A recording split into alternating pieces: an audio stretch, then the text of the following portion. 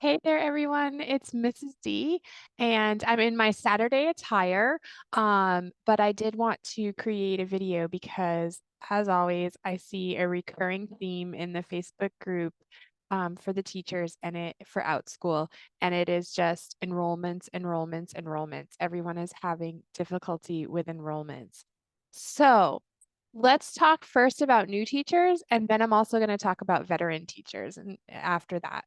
So new teachers, if you're new to Outschool, there's some things that you have to know. The first thing is that it's not just list one class and schedule that one class a few times and then sit back and wait for enrollments. That's not going to work. That's not how Outschool works, unfortunately. There's problems with the search engine. There are so many teachers and there's you got to be doing keywords. There's a lot to know. It's a lot of hard work. You've got to get connected to the community. How do you do that? Here's the three biggest tips. Actually, there's four because you want to get involved with Facebook groups. So, number one thing to do is get on Facebook, search for Outschool groups, and join those groups where you are going to be able to post your classes and share those classes with families amongst the other teachers that are doing that. But the other three really big tips is number one, in order for the algorithm to really be picking you up, you've got to schedule at least 5 sessions of your class. If you have multiple classes, each one of those classes is going to need to have 5+ sessions. Does not mean you're going to teach every session. I've said this 100 times if you watch my other videos, but you've got to get those 5 sessions published and up there so that the algorithm starts to pick you up.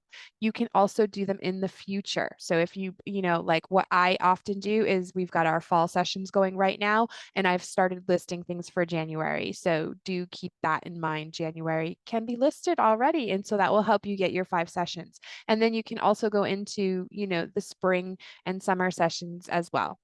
Now, the next tip is you really need to have more than one class in order to reach more people, right? More families. If you have one class, great. Get 5 sessions of that class listed, at least 5 sessions of that class listed, and then start listing other classes and be specific in your listing. So if you're doing math tutoring, you might do math tutoring for algebra, math tutoring for grade 5, math tutoring for geometry. Get specific in your one-to-one classes or your tutoring classes. And then finally, learn about keywords. You've got to get keywords stuffed into your I shouldn't say keyword stuffing because that's a really bad practice, but you've got to get keywords in your listing. So if you're teaching geometry, you want all of those geometry terms listed somewhere in your listing. Don't stuff them in there, work them in a creative writing type of way, and have geometry, math, mathematics, geo, shapes. I'm not a geometry teacher, so I don't know all the terminology, but get some of that terminology in there so that because the search engine is so bad on Outschool, it's really important to be working on those keywords and getting them in there so that you have a chance to be picked up by a search engine because you've got a random keyword in there. So that's for new teachers. Now, existing Outschool teachers, you should already be doing Facebook, the 5+ sessions and the keywords.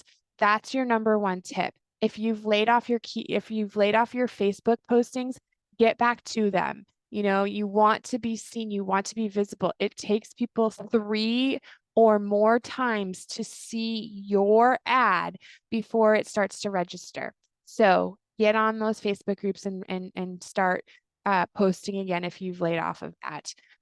Get your 5+ sessions per class up and do your keywords. Classes that don't work, archive them. Don't be afraid to leave those alone. Don't keep pushing them. Make something new, okay? So another thing is to be building that funnel. That's so important. I noticed that my enrollments really went down this year. And so I started building a funnel. What would these students from before need now? So we had our beginning essay writer class. Now I have an intermediate essay writing class, and I will be creating an advanced essay class so that my learners can stay with me and continue to go along in their learning journey. So if you're doing 4th grade math, get your 5th grade math ready. If you're doing writing, for the organization, we have beginning sentences. And we've noticed that we now need to have word writing first. So we'll be doing word writing, beginning sentences, building sentences, beginning paragraphs, and formal paragraphs and essays. And so the students those are all ongoing classes, and the students can move right along through them. And it's fun, like make it fun. Like, oh, you've graduated, you're ready to move on to the next level. And they'll just love that. Your parents will appreciate it. If you find your students, you've got to keep them with you, and it's by creating those funnels. So that's good tip for both new and old teachers.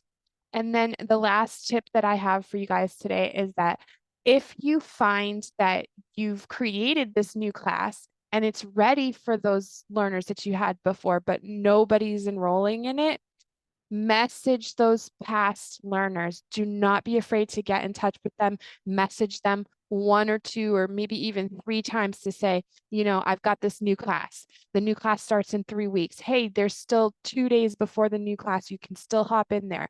You know, that's what I would recommend doing, so that, you know, parents forget we're busy.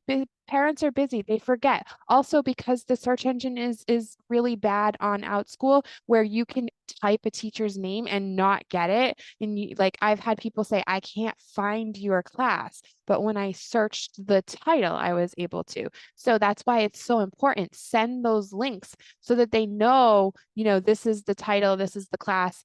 And they might put it on the back burner, but then they have to try to search you and it doesn't work. So, you know, they've got to go back into the message that you sent them to get the title and the name of the class. So, you know, don't be afraid to contact those past learners. It's a lot of things are happening with the faulty search engine that Outschool has. So keep that in mind when you're, you know, creating classes. You got to put those keywords in them. If you're, you know, you're not having enrollments, parents can't find you.